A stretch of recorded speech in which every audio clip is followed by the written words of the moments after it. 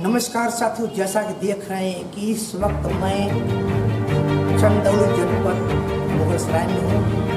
सबसे पहले बता दूँ कि चंदौली जनपद में एक प्रसिद्ध दवा व्यवसायी दिन दहाड़े हौसला बुलंद अपराधियों ने गोली मारकर हत्या कर दी। उसके बाद अभी तक जिला प्रशासन पूर्ण रूप से शांत है और किसी भी प्रकार की कार्रवाई नहीं की गई है।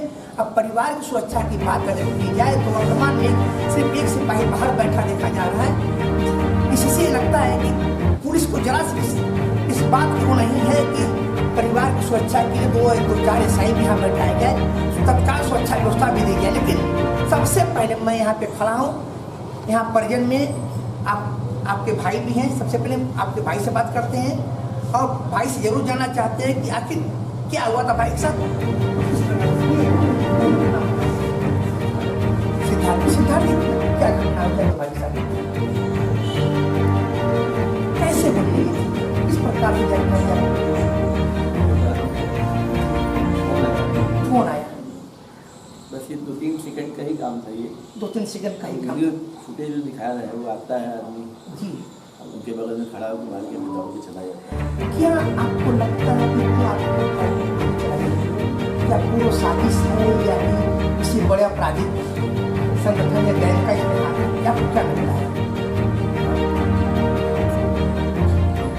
जैसे कि आपके यहाँ तो बहुत सारे प्रतिनिधि आए थे, शायद सैयद नाया के विधायक, उन्होंने आपसे क्या कहा? जो आपके सैयद विधायक आपके आए थे, आप लोगों से किस प्रकार से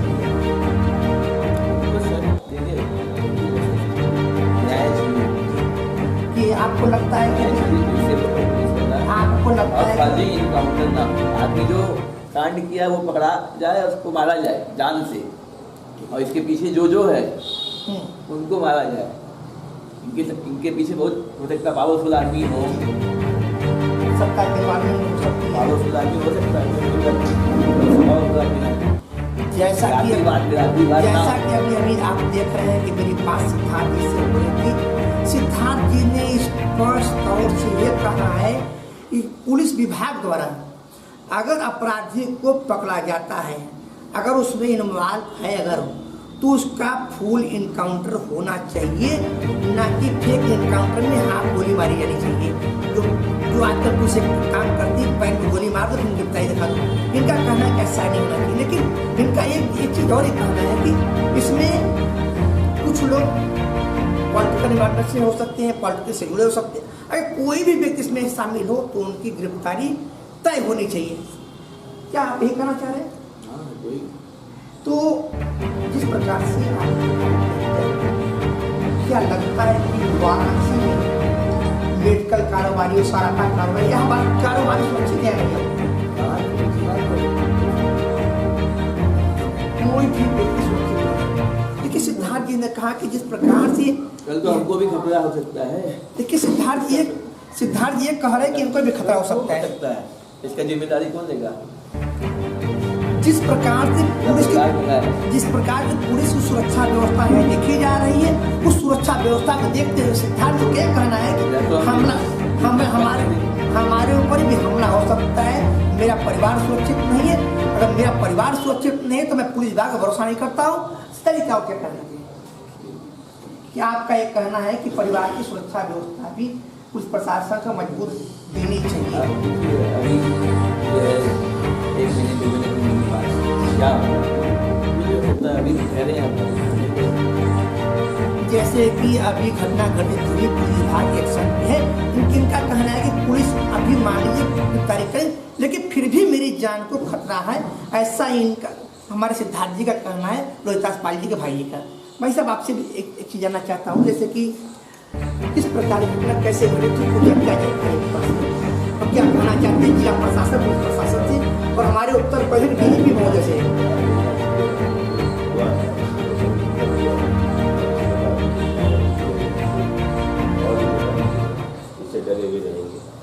क्या आपको लगता है कि जिस प्रकार से चंदौली के एसपी आदित्य लांगे जी आए हैं, उसके बाद से अब चंदौली क्राइम में ग्राफ बढ़ा है क्या?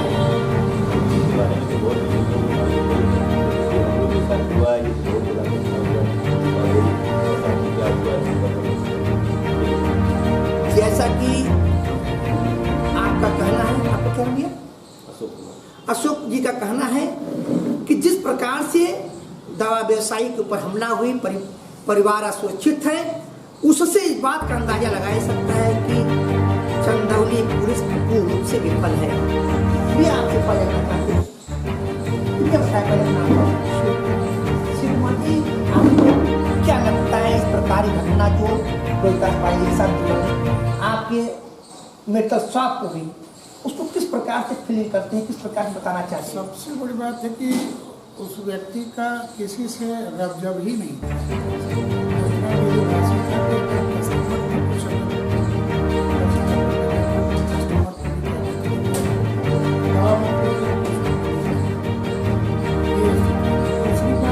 डर का माहौल पूरे बाजार में बन गया और धर्मशाला जो है मुगलसराय का अपराधीकरण का क्षेत्र हो गया है। जस्ट 1 मिनट, जैसा कि भी आपने देखा कि इन्होंने कहा कि धर्मशाला का क्षेत्र अपराधी ठहराव का क्षेत्र हो चुका है।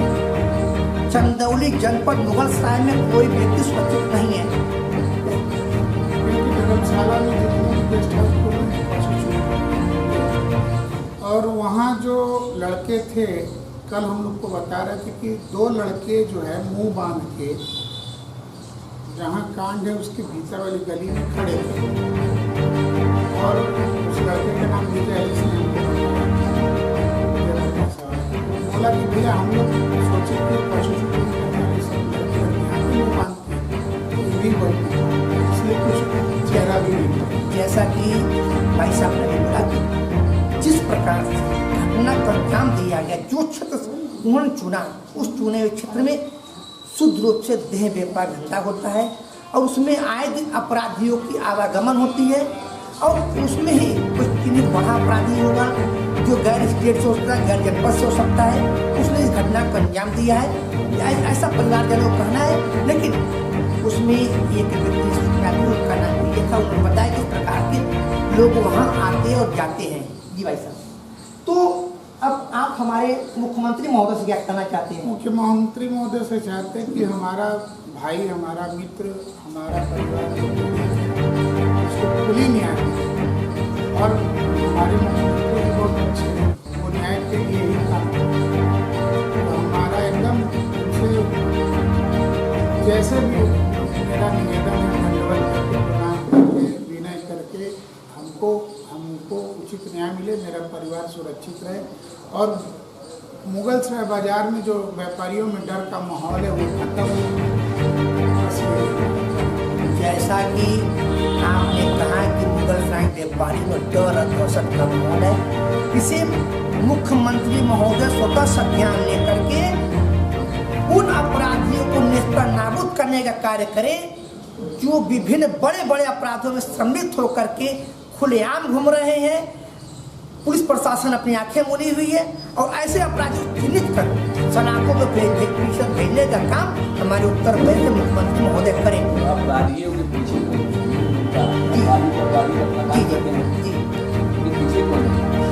जैसा कि देखिए बेबी जो है सिद्धार्थ जी ने कहा, जो भी अपराधी घटना को अंजाम देते हैं उसके पीछे कहीं न कहीं पॉलिटिकल इन्वॉल्वेशन होती है, तो कम से कम उन चेहरों को बेनकाब करना भी अत्यंत जरूरी है, जो कि सिद्धार्थ जी करना, क्योंकि इनको लगता है कि मेरा परिवार अभी तक सुरक्षित नहीं है। ऐसे चेहरों को बेनकाब होना अत्यंत जरूरी है और तब तक ये सुनिश्चित नहीं होगा जब तक इनके भाई का जिसने हत्या की, उसमें साजिश में जितने लोग सम्मिलित हैं सबकी गिरफ्तारियां नहीं हो जाती तब तक। आइए हम आपसे बात करते हैं, आप कुछ बोलना चाहेंगे? ये बताएंगे ये आप जिस पर घटना घटी थी आपको क्या लगता है, किस प्रकार की घटना घटी थी और आपको क्या लगता है कि सबके साथ पर घटना घटित होनी चाहिए और साथी अपराधी ने इसको इतना सरल स्वभाव के थे वो हम समझ ही नहीं पाए। हम तो दूर के रहने वाले हैं थोड़ा, कि वो कैसे हो गई घटना, कैसे घटी, कैसे ऐसा अंजाम देने वाले लोग क्यों अंजाम। आप क्या चाहते हैं कि न्याय मिले उनको, अभियुक्तों की गिरफ्तारी हो? जी, अभियुक्तों का गिरफ्तारी हो, न्याय मिले उनको, यहाँ सुरक्षित रहे व्यापार मंडल।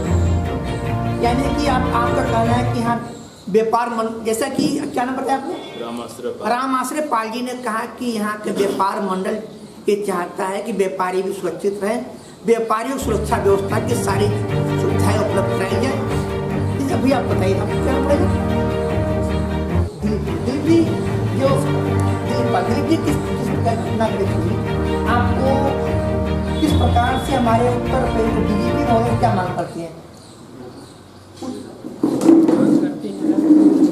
किया है उसको न्याय मिलना चाहिए। अभी तक क्या लगता है कि न्याय की आशा जाग रही है? तो आपको 24 घंटे बीत चुके, पुलिस ने किसी प्रकार कोई कार्रवाई नहीं, प्रशासन ने आश्वासन दिया है।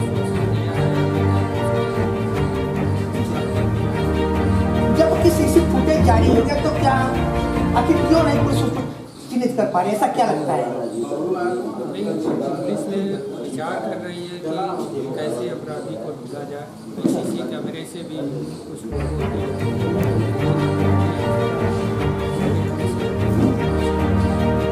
कि जैसा कि आपका कहना है कि जिस प्रकार से सीसी फुटेज जारी हुई, सीसी फुटेज जारी होने के बाद भी पुलिस अभियुक्तों के इन अपराधियों से काफी दूर है, तो कहीं ना कहीं पुलिस की बड़ी लापरवाही मानी जाती है। हमारे साथ जो है भाई साहब हैं, भाई साहब से जरूर बात करना चाहूँगा। ये क्या नाम आपका है? अमित जी, जिस प्रकार से दवा व्यवसायी आपको क्या लगता है कि आप किस प्रकार से प्रशासन से मांग करते हैं, किस प्रकार से परिवार की सुरक्षा की मांग करते हैं? यहाँ पर ये जो कांड हुआ है इसके पीछे गहरी साजिश हो सकती है, मुझे जो लगता है, क्योंकि मैं भी इनका पड़ोसी हूँ और मुझे जो जिस तरह का इनका स्वभाव था, तो इस तरह का घटना घटने के बाद पूरा व्यवसाय जो है इसका जो है बिल्कुल और ये इसके पीछे बहुत बड़ी साजिश कोई गैंग और अभी अपराधी खुले घूम रहे हैं और शासन प्रशासन क्या कर रहा है किसी को कुछ पता नहीं है।